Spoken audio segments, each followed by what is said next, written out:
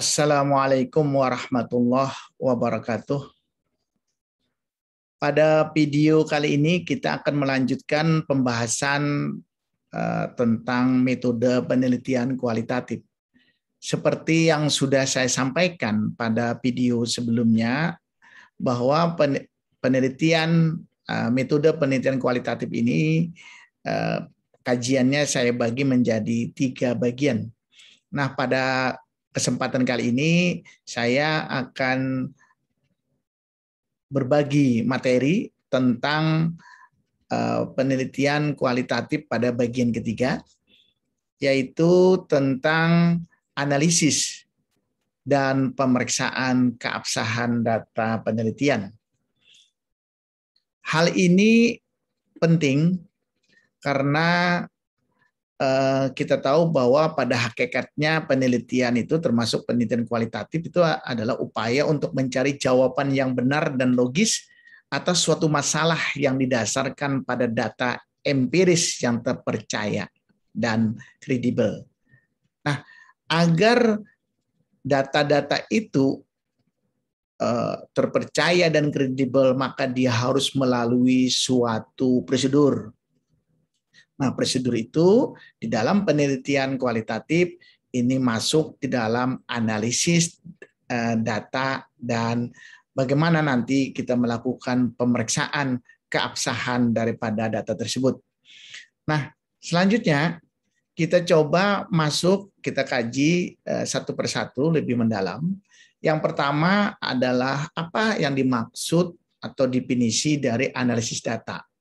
Analisis data ini adalah proses pelacakan dan pengaturan secara sistematik ya terhadap metode teknik pengumpulan data yang kita lakukan. Nanti penjelasan lengkap tentang teknik pengumpulan data ini bisa dilihat nanti pada video yang kedua.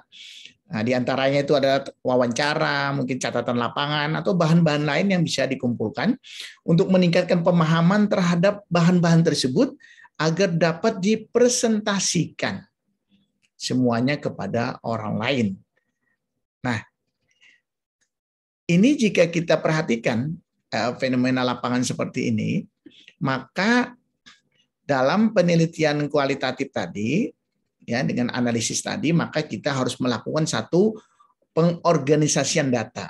Nah, karena kita melihat bagaimana fenomena di lapangan yang sangat beragam sehingga perlu dikoordinasikan data-data itu dalam kategori-kategori tertentu. Kemudian yang kedua harus menjabarkan nanti dalam unit-unit. Yang ketiga kita menyusun dalam suatu pola. Yang keempat memilih mana yang penting yang nanti akan kita masukkan sebagai temuan lapangan, dan yang terakhir adalah membuat kesimpulan. Jadi nanti model-model analisis data secara umum ini yang dilakukan, walaupun nanti pada masing-masing ada kekhususan masing-masing. Nah, kemudian yang perlu dipahami juga bahwa pekerjaan analisis data ini bergerak dari penulisan deskripsi kasar sampai produk penelitian itu selesai. Ya. Nah, kemudian selanjutnya kita coba menjelaskan ada berapa model analisis data. Jadi analisis data penelitian kualitatif ini secara umum yang paling sering ini ada 3, walaupun ada juga yang tambahan ya. Nah, ini yang umum mulai dari Huberman dan Maylis, kemudian Strauss and Corbin, kemudian lagi Spritly. Nah, tapi di luar ini masih ada Bogdan and Bicklin, dan yang terakhir adalah Philip Mayring. Jadi ada 5 sebenarnya. Nah, tetapi yang paling familiar, yang paling umum adalah 3 metode ini. Nah, sekarang kita masuk satu persatu dari metode yang akan kita jelaskan ini. Yang pertama adalah analisis data kualitatif model Huberman and Maylis, di mana dari data ini sebenarnya kerjaan utamanya ini 3 ya.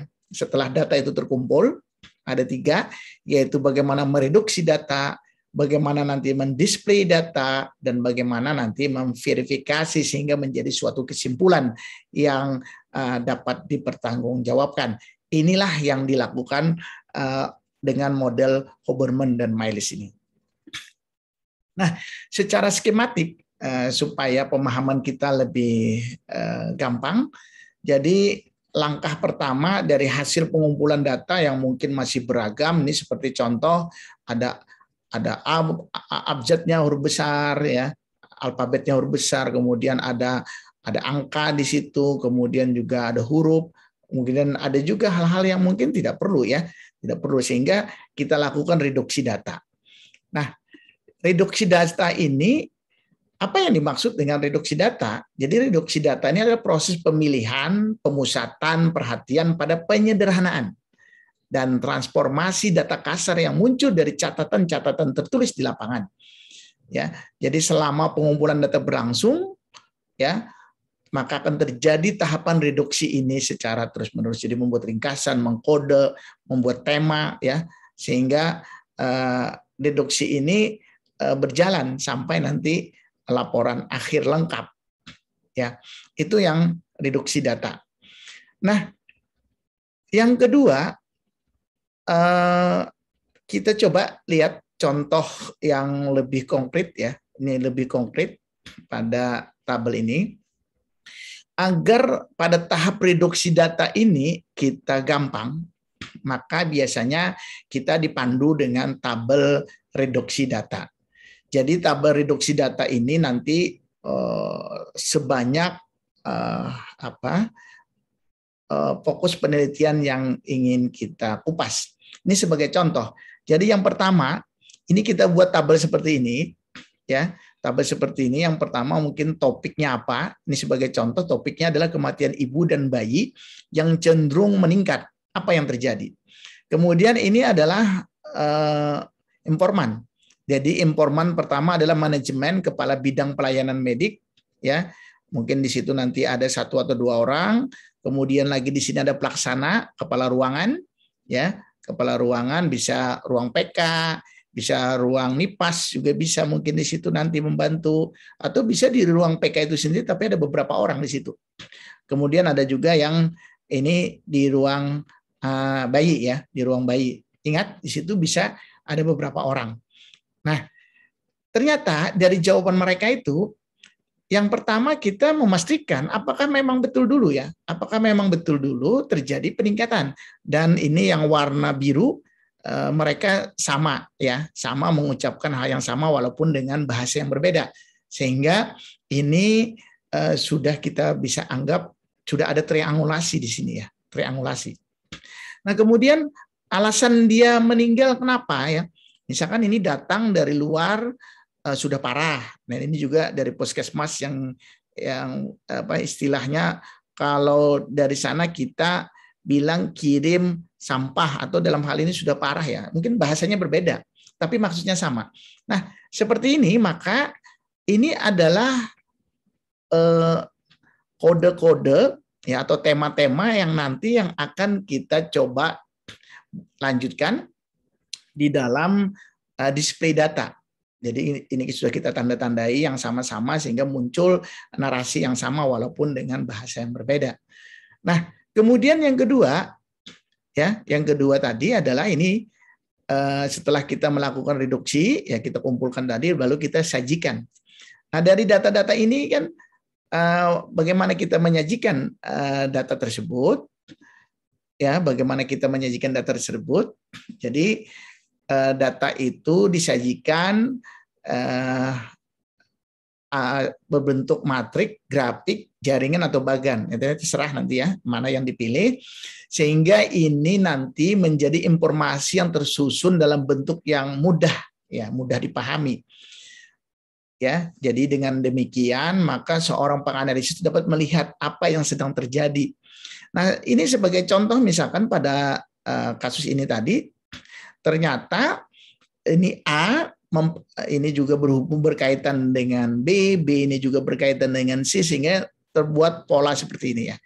Terbuat pola. Atau dalam contoh yang lain kita lihat di sini contoh display data.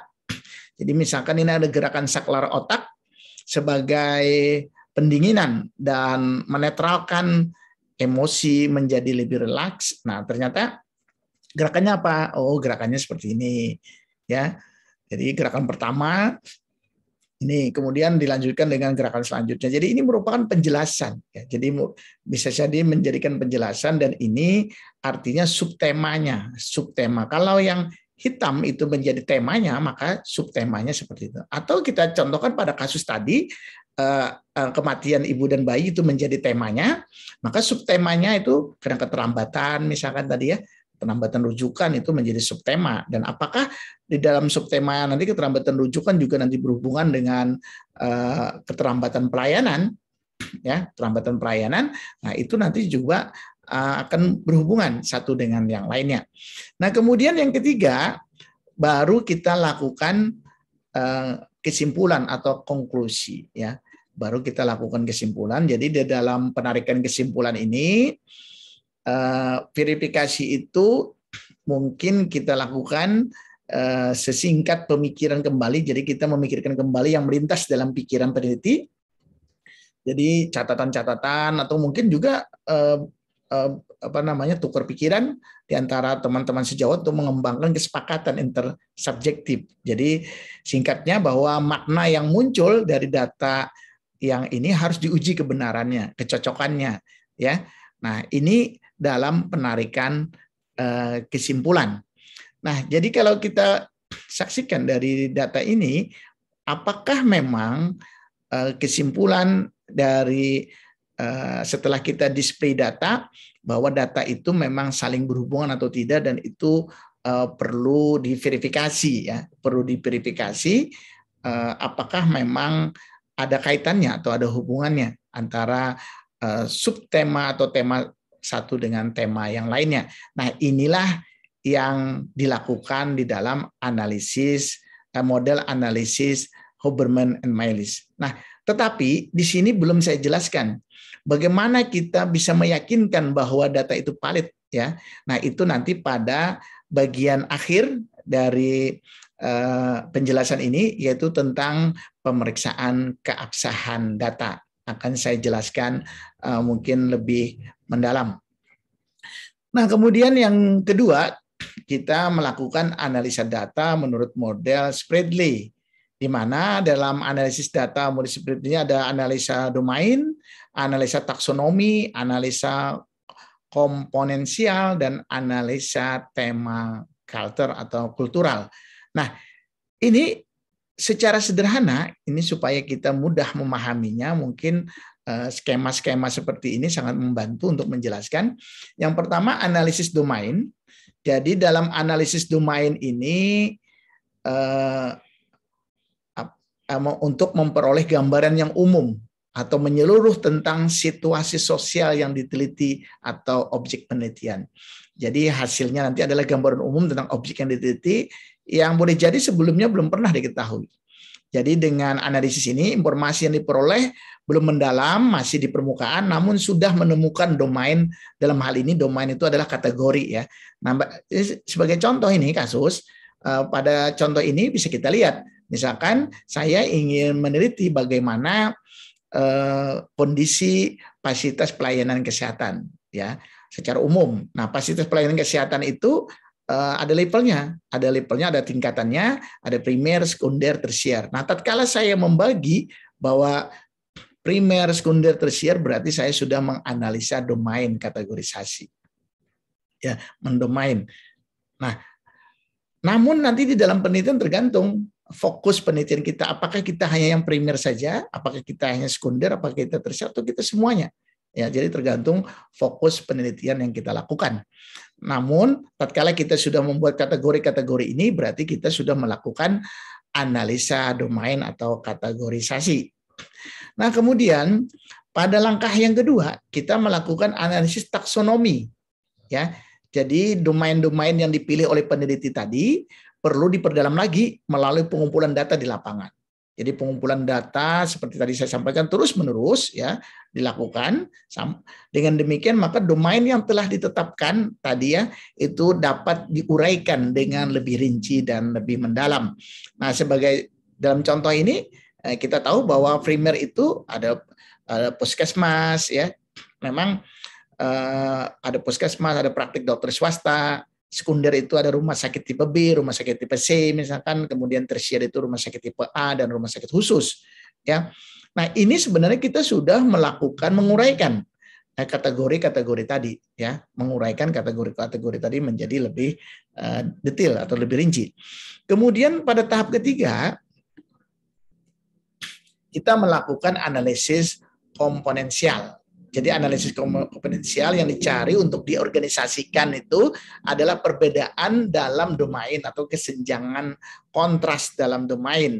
Jadi data dicari nanti melalui teknik-teknik pengumpulan data dengan teknik pengumpulan data yang juga harus bersifat triangulasi sehingga kita nanti bisa menemukan sejumlah dimensi yang spesifik yang berbeda pada setiap elemen yang dapat kita temukan.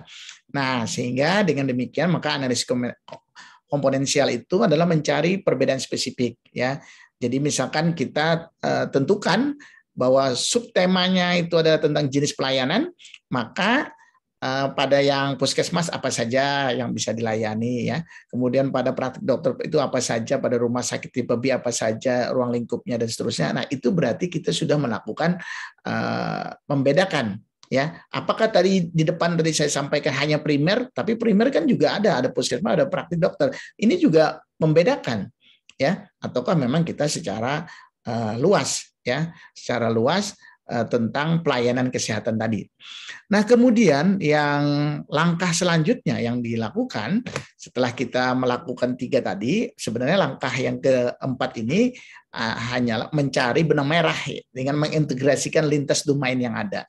Jadi memang dengan ditemukannya benang merah dari hasil analisis domain, taksonomi, dan komunitas tersebut, maka selanjutnya kita dapat menyusun konstruksi bangun ya atau situasi sosial atau objek penelitian yang sebelumnya masih gelap dan remang-remang. Jadi setelah dilakukan ini sehingga menjadi lebih terang. Jadi itulah yang dilakukan setelah kita melakukan tadi, apakah keterkaitan antara domain-domain itu sudah tepat atau belum. Nah, jadi dalam analisis tema kultural ini kita akan menemukan hubungan antara domain dan domain dengan keseluruhan selanjutnya dinyatakan dalam tema ya, dalam tema-tema temuan. Nah, kemudian pada langkah selanjutnya kita menggunakan model analisis Strauss-Corbin. Nah, tujuannya sama sebenarnya ya, semua tujuan itu sama untuk mengolah data kualitatif menjadi lebih bermakna. Di mana tahapan penelitiannya itu ada 3, ada open, ada aksial, dan ada selective coding. Nah, jadi sebenarnya yang pertama adalah pengkodean terbuka. Jadi ini merupakan bagian dari analisis data di mana peneliti menguraikan, memeriksa, membandingkan, mengkategorikan hal-hal yang ditemukan dalam teks hasil dari wawancara, observasi, dokumentasi, dan lain-lain tadi ya, sehingga akhirnya kita ketemu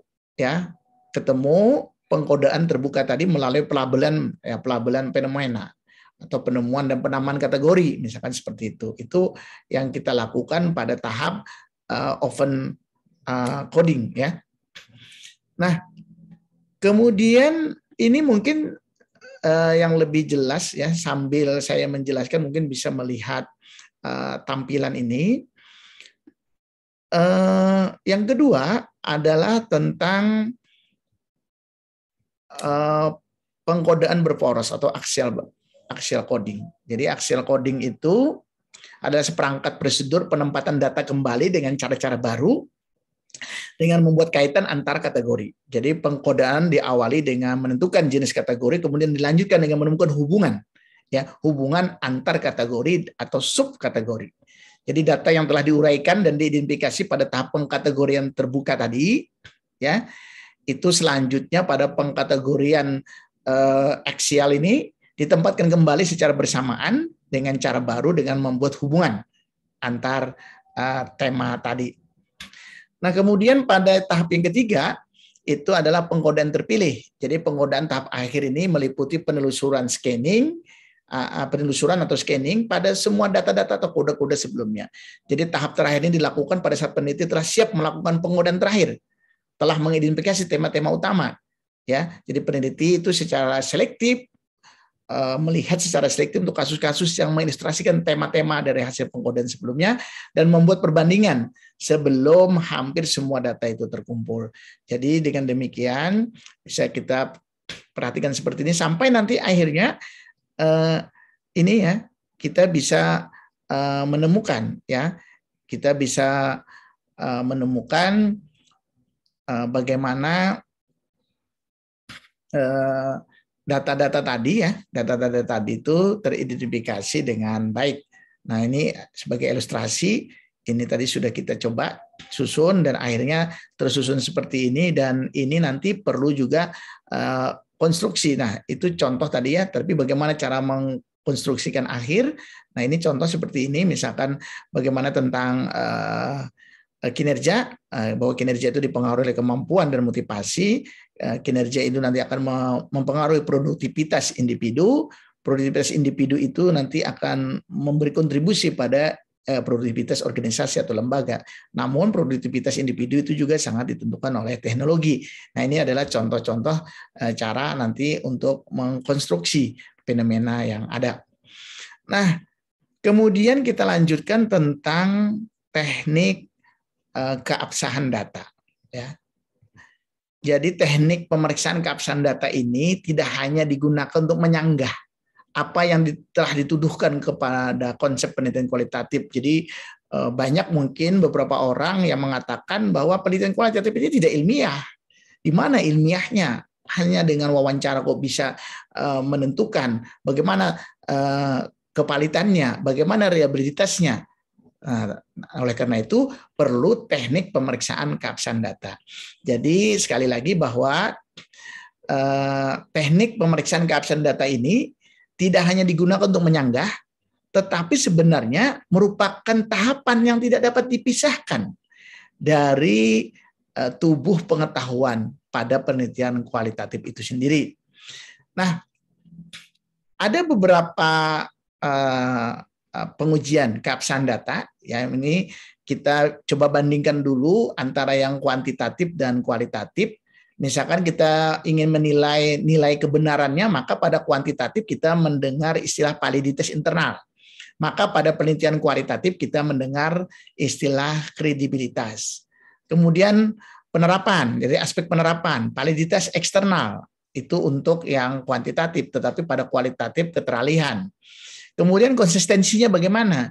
Pada penelitian kuanti kita bisa melihat dari reliabilitas, tetapi dari penelitian kualitatif kita bisa melihat dari ketergantungan atau dependability. Nah, kemudian netralitas itu pada penelitian kuantitatif mungkin kita mendengar istilah objektif, tetapi pada penelitian kualitatif itu ketepatan ya atau dapat dikonfirmasi, confirmability ya. Nah, ini adalah metode-metode yang nanti memperkuat bahwa data-data kita ini sudah absah. Oleh karena itu, agar data-data itu absah, maka semua ini harus terpenuhi. Ya, semua kaidah-kaidah ini harus terpenuhi. Nah, selanjutnya kita masuk satu persatu. Yang pertama, bagaimana uji kredibilitas tadi ya. Kredibilitas. Jadi uji kredibilitas ini adalah uji untuk mengetahui kebenaran data dari hasil temuan peneliti. Jadi tujuannya adalah untuk menilai kebenaran dari temuan penelitian kualitatif. Kredibilitas ini ditujukan ketika partisipan mengungkapkan bahwa transkrip penelitian memang benar-benar sebagai pengalaman diri sendiri. Dalam hal ini peneliti akan memberikan data yang telah ditranskripkan untuk dibaca ulang oleh partisipan. Kredibilitas menunjukkan kepercayaan terhadap data hasil penelitian. Nah, untuk menunjukkan kredibilitas ini ada beberapa cara yang dapat dilakukan ya. ada beberapa cara yang dapat dilakukan oleh peneliti. Nah, cara-cara itu ada 6 ya. 1, perpanjangan pengamatan, 2, peningkatan ketekunan, 3, triangulasi, 4, diskusi dengan teman sejawat, 5, analisis kasus negatif, 6, member check. Nah, dari 6 ini yang paling sering digunakan itu adalah yang triangulasi ya. Nah, coba kita jelaskan satu persatu apa yang dimaksud dari masing-masing teknik ini ya. Yang pertama adalah perpanjangan pengamatan. Jadi perpanjangan pengamatan ini berarti peneliti kembali ke lapangan. Jadi melakukan pengamatan dan wawancara dengan sumber data yang pernah dia temui maupun sumber data baru. Jadi hal ini bertujuan untuk menumbuhkan keakraban, jadi tidak ada jarak, sehingga semakin terbuka, sehingga mempercayai antara peneliti dengan narasumber, sehingga tidak ada informasi yang disembunyikan. Ya. Nah, kemudian pengecekan ini jadi bahwa perpanjangan pengamatan ini dilakukan untuk mengecek kembali apakah data yang telah diberikan oleh sumber data selama ini merupakan data yang sudah benar atau tidak. Bila tidak benar, maka peneliti melakukan pengamatan lagi yang lebih luas dan mendalam sehingga diperoleh data pasti kebenarannya. Jadi untuk membuktikan bahwa peneliti itu melakukan uji kredibilitas melalui perpanjangan pengamatan atau tidak, maka lebih baik jika dibuktikan dengan surat keterangan perpanjangan yang dilampirkan nanti di dalam laporan penelitian. Kemudian yang kedua adalah meningkatkan ketekunan di dalam penelitian ya. Jadi meningkatkan ketekunan berarti melakukan pengamatan secara lebih cermat dan berkesinambungan. Dengan cara tersebut maka kepastian data dan urutan peristiwa itu akan dapat direkam secara pasti dan sistematis. Selain itu, peneliti juga dapat melakukan pengecekan kembali apakah data yang telah ditemukan itu salah atau tidak. Peneliti dapat memberikan deskripsi data yang akurat dan sistematis tentang apa yang diamati. Sebagai bekal, peneliti untuk meningkatkan ketekunan adalah dengan cara membaca berbagai referensi buku maupun hasil penelitian atau dokumentasi-dokumentasi yang terkait dengan temuan yang diteliti. Dengan membaca ini, maka wawasan peneliti akan semakin luas dan tajam sehingga dapat digunakan untuk memeriksa data yang ditemukan. Nah, yang ketiga, inilah yang paling sering digunakan. Jadi pengujian kredibilitas ini diartikan mengecek data dari berbagai sumber dengan berbagai cara dan berbagai waktu. Nah, yang pasti bahwa triangulasi ini harus lengkap ya. Ada namanya triangulasi sumber, ada namanya triangulasi teknik, dan ada namanya triangulasi waktu.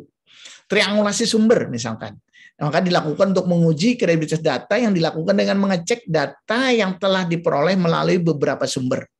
Jadi contoh misalkan menguji kredibel seorang pemimpin, maka untuk mengumpulkan data kita cek ke bawahnya, atasannya, dan teman-temannya yang merupakan kelompok kerjasama. Nah, dari ketiga sumber tersebut, data tidak boleh dirata-ratakan, tapi nanti kita coba kategorikan ya pandangan-pandangan yang sama dan mana yang berbeda.